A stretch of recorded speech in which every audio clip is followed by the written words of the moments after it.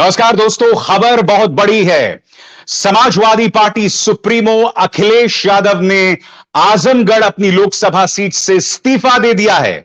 इसके मायने बहुत साफ हैं। इसके मायने साफ हैं कि अब वो उत्तर प्रदेश विधानसभा में सीधी चुनौती मुख्यमंत्री आदित्यनाथ को देना चाहते हैं। आपके सामने तस्वीर यहां पर आप देख सकते हैं। लोकसभा अध्यक्ष ओम बिरला को अपना इस्तीफा सौंपते हुए अखिलेश यादव। आगे जाके आपको मैं बतलाऊंगा कि कुछ दिनों पहले मैंने यही सवाल उठाया था। अखिलेश यादव के मन में यह ऊहापोह की स्थिति थी कि मुझे आजमगढ़ लोकसभा सीट को बनाए रखना है या करहल से इस्तीफा देना था। और मैंने अपने कार्यक्रम में आपको बतलाया था कि अगर वो करहल को त्याग देते हैं तो यह अपने आप में राजनीतिक जो है सुसाइड होगा, क्योंकि इस वक्त उत्तर प्रदेश की जमीन को उनकी जरूरत है। दोस्तों, मैं आपको बतलाना चाहता हूं कि इस वक्त समाजवादी पार्टी जबरदस्त चुनौती का सामना कर रही है। भारतीय जनता पार्टी को 275 सीटें क्या मिली, पार्टी के अंदर इस कदर अहंकार भर गया है जिसका कोई सानी नहीं। आपको याद है, दिनेश रावत नाम के एक सांसद खुलेआम बोल रहे थे कि जिसने भारतीय जनता पार्टी को वोट नहीं दिया, हम उसकी कोई मदद नहीं करने वाले हैं।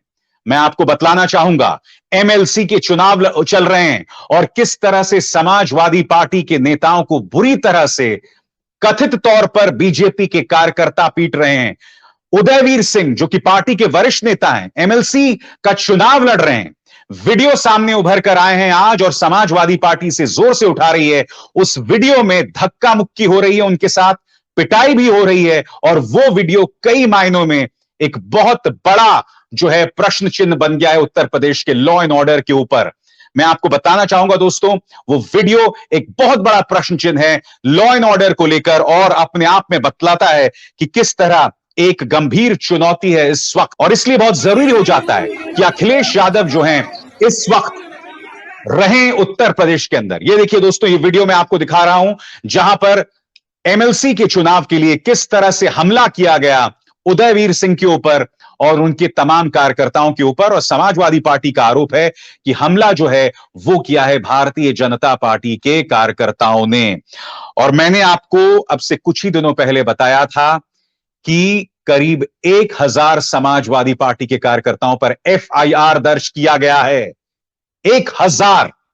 इसलिए बहुत जरूरी हो जाता है कि अखिलेश यादव जमीन पर उतरें, मुद्दों को उठाएं, जनता के मुद्दों पर उठाएं। और जिस तरह से समाजवादी पार्टी के कार्यकर्ताओं को टारगेट किया जा रहा है, जिसका अब मैं आपको दूसरा प्रमाण देने वाला हूं, वो बहुत जरूरी हो जाता है। देखिए, 7 जिलों में 1000 समाजवादी पार्टी कार्यकर्ताओं पर एफआईआर दर्ज किया गया है। और मैं आपको बताता हूं दोस्तों वो एफआईआर क्यों दर्ज किया गया है। मैं आपको एक वीडियो दिखा रहा हूं। इसमें आप देख सकते हैं कि काउंटिंग से एक दिन पहले समाजवादी पार्टी के कार्यकर्ता जो हैं वो बनारस में और तमाम जगहों पर अधिकारियों को रोक रहे थे, उनकी गाड़ियां चेक कर रहे थे, क्योंकि आप जानते हैं बड़ी तादाद में बनारस की यह तस्वीर आपको याद होगी किस तरह से खुले में ईवीएम्स मिले थे।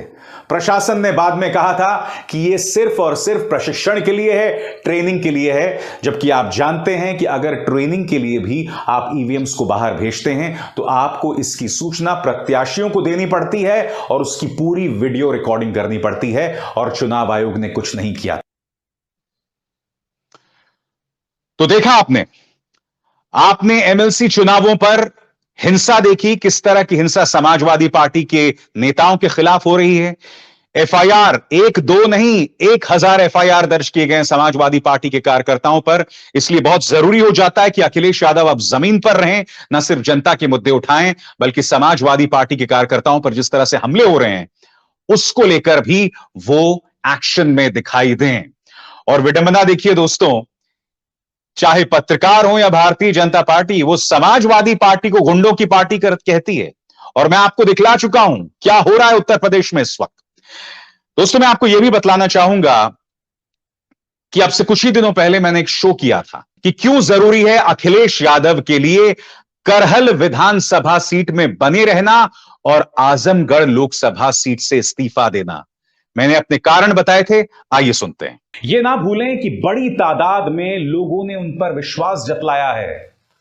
उनकी संख्या में दुगनी बढ़ोतरी हुई है। 50 सीटों से 125 सीटों पर जाना एक आसान बात नहीं दोस्तों। तो ये तमाम चुनौतियां थी अखिलेश यादव के सामने। बावजूद उसके मुझे लगता है वो अच्छा चुनाव लड़े। इसलिए इस मौके पर करहल विधानसभा सीट छोड़कर आजमगढ़ का रुख करना एक बहुत भारी भूल साबित होगी। मैंने आपको बताया 2017 से 2021 के बीच समाजवादी पार्टी उत्तर प्रदेश के मानचित्र, सियासी मानचित्र से पूरी तरह से गायब थी। इसलिए बहुत जरूरी है कि अब उत्तर प्रदेश की जनता की हर समस्या के साथ समाजवादी पार्टी दिखाई दे, उनके तमाम नेता दिखाई दें। ऐसा नहीं हो सकता कि आप सिर्फ शर्तों पर जनता के साथ खड़े हों। जब भी जनता को कोई समस्या पेश आएगी तब तब आपको उनके साथ खड़े होना पड़ेगा।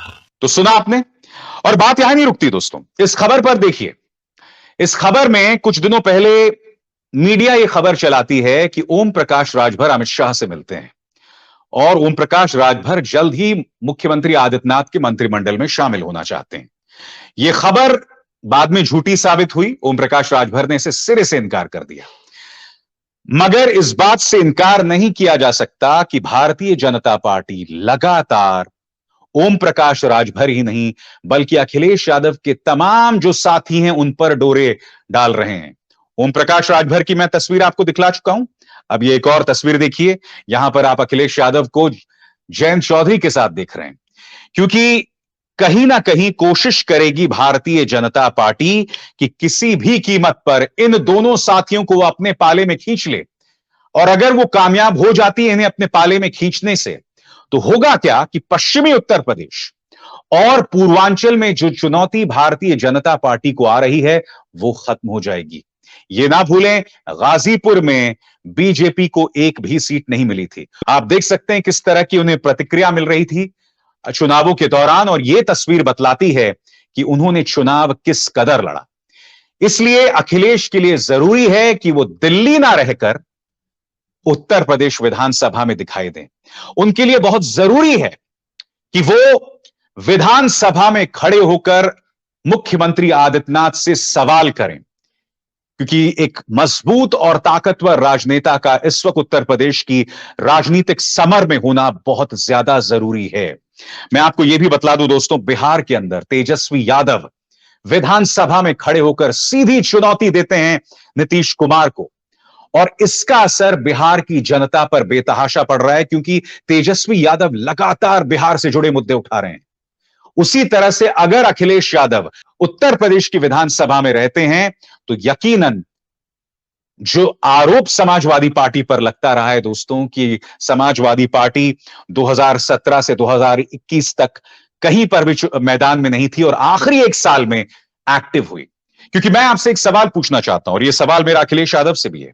कल्पना कीजिए कि 2017 में जब अखिलेश यादव चुनाव हार गए थे, अगर उसके बाद से ही वो उत्तर प्रदेश की राजनीतिक जमीन पर सक्रिय होते, मसलन जब हाथरस में उस गुड़िया के साथ अत्याचार हुआ था, जब रातों रात उसका शव जला दिया गया था, अगर अखिलेश यादव वहां पहुंचते तो, जब उन्नाव में गुड़िया के साथ अत्याचार हुआ था, जब भाजपा के एक विधायक कुलदीप सिंह सेंगर ने गुड़िया का बलात्कार और फिर उसके पूरे परिवार को बर्बाद कर दिया था, अगर अखिलेश यादव उस वक्त जमीन पर उतर के आते, या फिर लखीमपुर खीरी में जिस तरह से हमारे किसान भाइयों को रौंद दिया था कथित तौर पर भाजपा के नेता अजय मिश्रा टेनी के बेटे मोनू मिश्रा ने, अगर इन तमाम घटनाओं पर अखिलेश यादव जमीन पर होते तो इसका असर कुछ और ही पड़ता। इसलिए बहुत जरूरी हो जाता है कि अखिलेश यादव जमीन पर उतरे, और मैं आपको बताता हूं क्यों। क्योंकि अखिलेश यादव का मुकाबला सिर्फ भाजपा से नहीं है, भाजपा के प्रचार तंत्र से है। और इन दो चेहरों पर गौर कीजिए। उत्तर प्रदेश में ये दो चेहरे निर्विवादित सबसे लोकप्रिय राजनेता हैं, यानी कि प्रधानमंत्री नरेंद्र मोदी और मुख्यमंत्री आदित्यनाथ। इनकी लोकप्रियता के मुकाबले में इस वक्त कोई नहीं है। अखिलेश यादव को इन दोनों चेहरों, इन दोनों शख्सियतों को भी चुनौती देनी है। इसलिए उन्हें राजनीति में एक्टिव होना पड़ेगा। उन्हें मेरे जैसे पत्रकारों की बात को गलत साबित करना पड़ेगा कि इस देश का विपक्ष कुंभकर्णी नींद सोता रहता है। दोस्तों, इसी तरह से उत्तर प्रदेश से जुड़ी तमाम जो राजनीतिक खबरें मैं आप तक पहुंचाते रहूंगा। मेरा यह वादा है, उससे पीछे नहीं हटूंगा। अभिसार शर्मा को दीजिए इजाजत। नमस्कार।